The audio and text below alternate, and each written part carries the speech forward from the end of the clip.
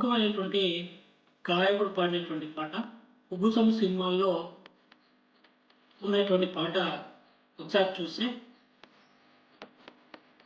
పల్లె కన్నీరు పెడుతుందో కనిపించని కుట్రల, ఆ తల్లి బందీ అయ్యిందో కనిపించని కుట్రల, కుమ్మరి వాములో తుమ్మలు కొలిసెను కమ్మరి కొలిములు దుమ్ము పట్టెను,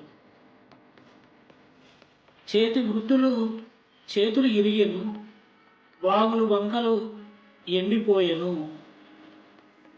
చాకలి పొయ్యి కూలిపోయేటువంటి పాట చాలా తెలంగాణ ప్రాంతానికి సంబంధించిన పాలమూరు జిల్లాకు సంబంధించినటువంటి ప్రతిబింబంగా చెప్పుకోవచ్చు.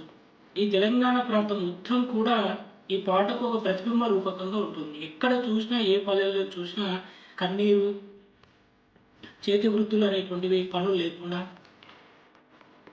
సాగు భూమికి నీరు లేకుండా, తాగడానికి కూడా మంచినీళ్ళు దొరకని పరిస్థితి ఈ తెలంగాణ ప్రాంతంలో, తెలంగాణ రాష్ట్రం ఏర్పడక ముందుకు ఉన్నటువంటి పరిస్థితి.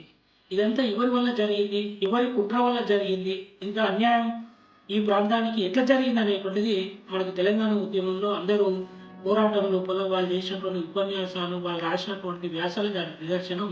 దాని ఫలితంగానే ఈ తెలంగాణ రాష్ట్రం అనేటువంటి ఏర్పడడం జరిగింది.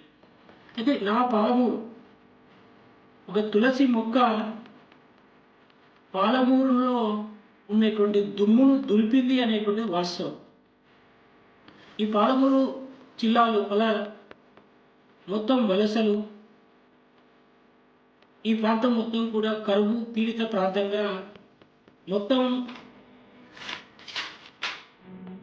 ఎక్కడ చూసినా కానీ శివాల కుప్పలుగా గ్రామీణ ప్రాంత జీవనం అనేటువంటిది ఉండేది. ఏ పల్లెకు వెళ్ళినా ఇండ్లు అన్నీ కూడా తాళాలు వేసి, ప్రతి గ్రామం లోపల కూడా ఇంటి ముందు 60 ఏళ్ళ పైబడినటువంటి ముసలోళ్ళు శవాలలాగా ఉన్నటువంటి దీన స్థితి కలిగినటువంటి మరి పల్లె వాతావరణమే తెలంగాణ ప్రాంతం యొక్క పల్లె.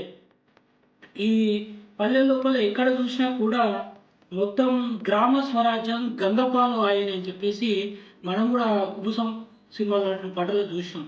అది వాస్తవం. ఈ ప్రాంతం లోపల మొత్తం కూడా ఈ ప్రాంతం కరువు జిల్లాగా, వలస జిల్లాగా మారిపోయినటువంటి మాట.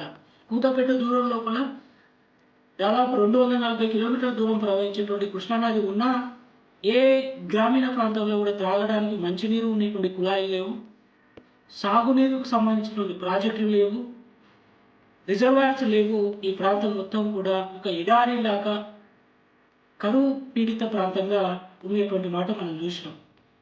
అయితే ఇక్కడ ఒక పంట పండుతూనే గగనంగా వర్షాల మీద ఆధారపడి, వర్షాభారం చేత ఈ ప్రాంతం లోపల పంటలు పండక రైతు బాంబే, హైదరాబాద్, పూణే, సోలాపూర్, దుబాయ్, అరబ్ కంట్రీలకు వలస వెళ్ళి వలస కూలీలుగా ఉండేటువంటి మాట మనం చూసినాం.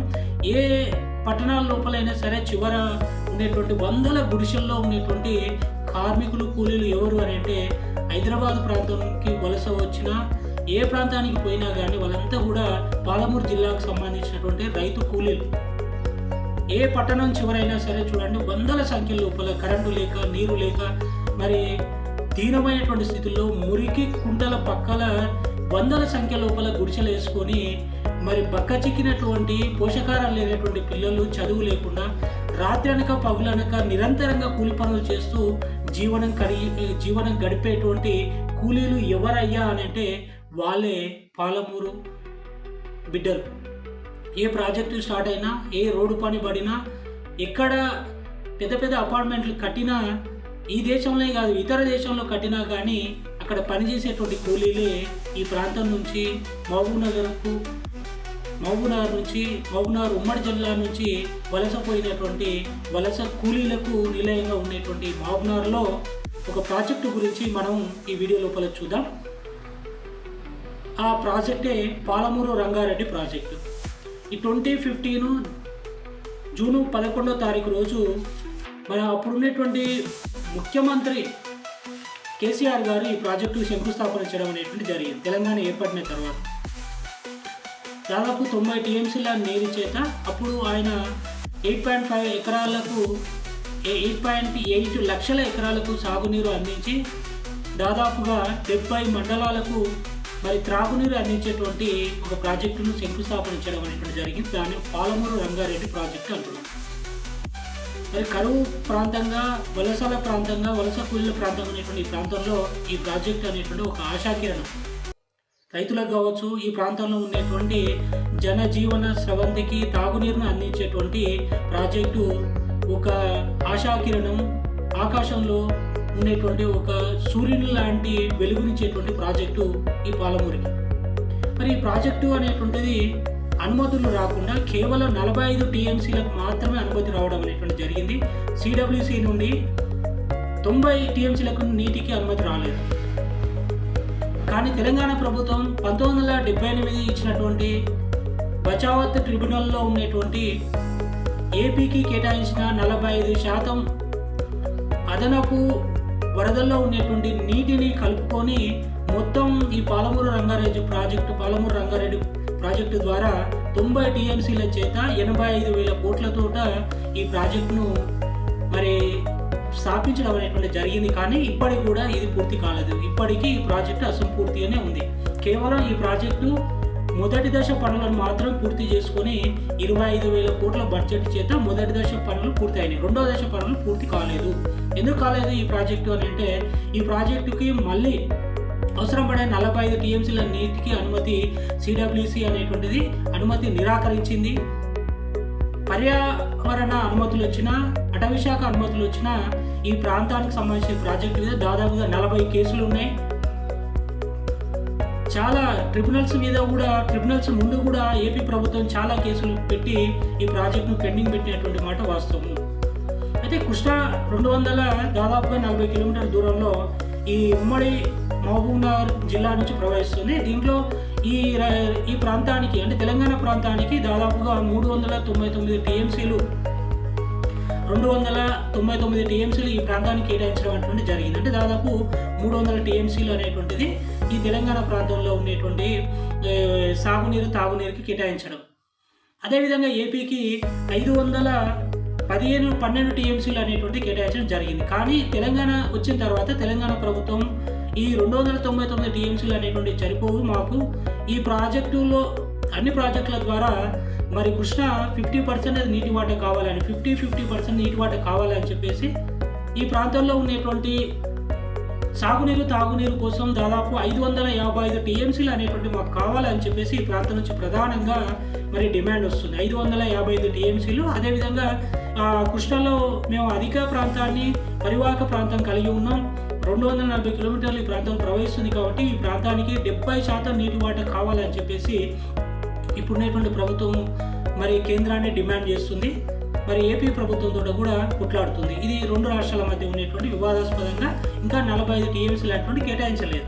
అయితే ఇక్కడ ఈ ప్రాజెక్టులో మనం కొన్ని అంశాలను చూసినట్లయితే మొదటి దశ ద్వారా 70 మండలాల్లో 1226 గ్రామాలకు తాగునీరు అందించేటువంటి కార్యక్రమం చేయడం మొదటి దశ యొక్క పనులు. రెండో దశలో ఈ 3 జిల్లాల్లో అంటే మహబూబ్నగర్, ఉమ్మడి మహబూబ్నగర్, రంగారెడ్డి, నల్గొండ ఈ 3 జిల్లాలకు కలిపి 12.5 లక్షల ఎకరాలకు సాగునీరు అందించేటువంటి కార్యక్రమం రెండో దశ కార్యక్రమం. అంటే సాగునీరుకు అందించేటువంటి కార్యక్రమం అంటే ఇంతవరకు ప్రారంభం కాలేదు. ఎకరకు కూడా సాగునీరు అనేటువంటిది అందలేదు.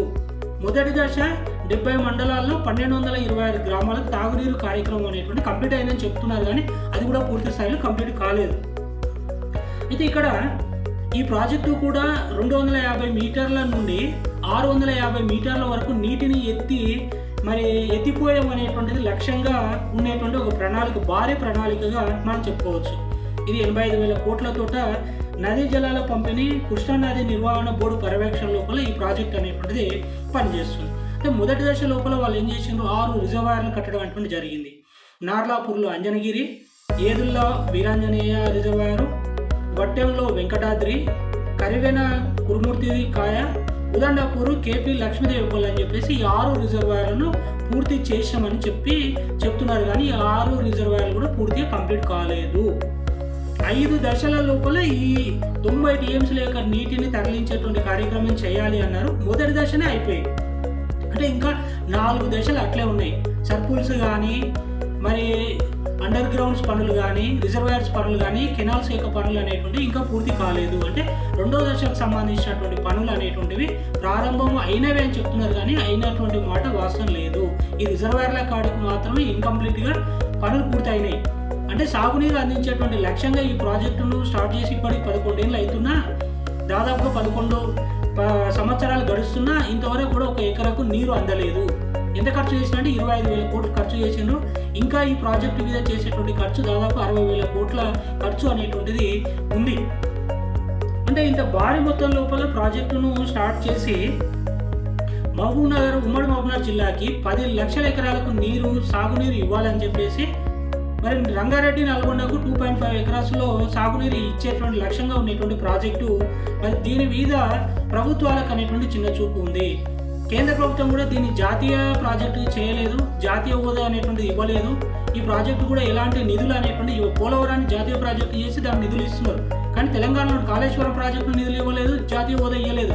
ఈ ప్రాజెక్టు కూడా జాతీయ హోదా ఇవ్వలేదు, నిధులు ఇవ్వలేదు. అంటే తెలంగాణ మీద కేంద్ర ప్రభుత్వం అనేటువంటి నిర్లక్ష్యం చూపిస్తుంది. ఫలితంగానే ఈ ప్రాజెక్ట్ అనేటువంటి అసంపూర్తిగా కావడం అనేటువంటి జరిగింది. అంటే అడావిడిగా కాళేశ్వరం ప్రాజెక్టుని కట్టి కేసీఆర్ చేసినటువంటి అన్యాయం ఏదో మనకు తెలిసిపోయింది. అదేవిధంగా ఈ ప్రాజెక్టు ఉమ్మడి మహబూబ్నగర్కు సంబంధించినటువంటి వరప్రసాదమైన ఈ ప్రాంతానికి ఒక వెలుగు దీవెగా ఉండేటువంటి కరూరు జిల్లా పీడిత గ్రామాలుగా ఉండేటువంటి గ్రామాలకు ఒక వెలుగు సూచకంగా ఉండేటువంటి ఈ ప్రాజెక్టును నిధులు కేటాయించకుండా ఈ ప్రాజెక్టు మీద వివక్ష చూపించి ఇప్పటి వరకు కూడా ఈ ప్రాజెక్టును కంప్లీట్ చేయకుండా దీన్ని ఆపడం అనేటువంటిది జరిగింది. అంటే ఇప్పుడు కూడా ఇంకా ఏం చేస్తుంటారంటే ఈ ప్రాజెక్టుకు సంబంధించిన భూసేకరణను మరి పనులను ఇప్పుడిప్పుడే వేగవంతం చేసినామని చెప్తున్నారు. అది కూడా అసంభవంగా ఉంది.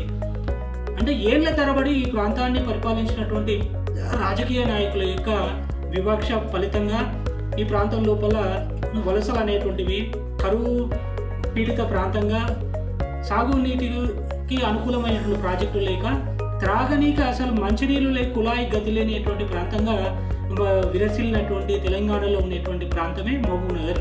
కాబట్టి ఉమ్మడి మహబూబ్నగర్ జిల్లాలో ఉన్నటువంటి ఈ ప్రాజెక్టును సందర్శించడం, పాదయాత్రలు చేయడం కాదు, చిత్తశుద్ధి చేత ఈ ప్రాజెక్టు నిధులు కేటాయించి శరవేగంగా పనులు చేసి ఈ ప్రాజెక్టును పూర్తి చేయాల్సినటువంటి అవసరం ఉంది.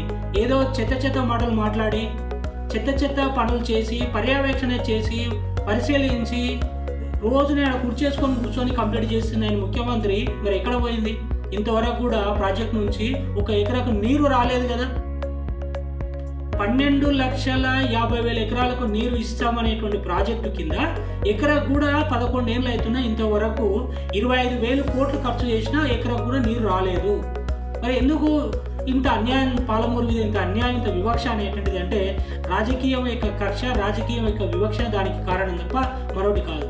కాబట్టి ఇక్కడైనా రాజకీయ నాయకులు మేల్కొని ఈ ప్రాజెక్టును సత్వరం పూర్తి చేయాలి. ఈ ప్రాంతంలో ఉండేటువంటి రైతాంగాన్ని నేను ఒకటే విజ్ఞప్తి చేస్తున్నా, మన గత చరిత్ర మర్చిపోదాం.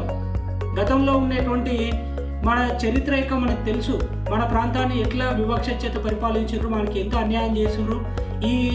మన కూతపెట్టు దూరంలో ఉండే కృష్ణానది నుంచి కూడా తాగునీరు తెచ్చుకోలేకపోతున్నాం.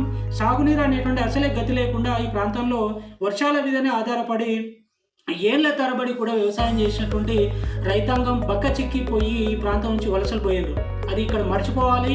ఈ ప్రాంతంలో ఒక సూర్యుడు ఉదయించినట్టు, ఈ ప్రాంతానికి ఒక తులసి మొక్క ఒక సూర్యుడిని తీసుకొచ్చినట్టు ఈ ప్రాంతం అభివృద్ధి శరవేగంగా దూసుకుపోయి అన్ని ప్రాంతాల కంటే ఈ మహబూబ్నగర్ అనేటువంటిది అభివృద్ధి చెందినటువంటి ప్రాంతంగా మారడం అనేటువంటి తథ్యం.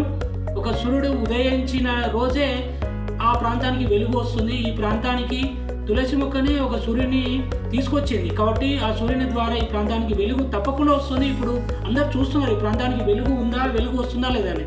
కాబట్టి ఈ ప్రాజెక్టులే కాదు, ఈ ప్రాంతంలో ఉన్నటువంటి రైతాంగానికి సాగునీరు, ప్రతి గ్రామానికి త్రాగునీరు ఇవ్వడమే కాకుండా పరిశ్రమలు ప్రతి గ్రామంలో కూడా మహిళా సంఘాల ద్వారా పరిశ్రమలు ఏర్పాటు చేసి నిరుద్యోగులకు ఉద్యోగ అవకాశాలు కల్పించడమే కాకుండా ఉద్యోగస్తులు అయినటువంటి ప్రైవేటు వాళ్ళకి ప్రభుత్వ ఉద్యోగస్తులు సమానమైనటువంటి వేతనాలు కల్పించడం, వారికి మెరుగైనటువంటి జీవితాన్ని కల్పించేటువంటి లక్ష్యంగానే ఒక సోషలిస్ట్గా నేను ఉద్యమం చేస్తున్నా.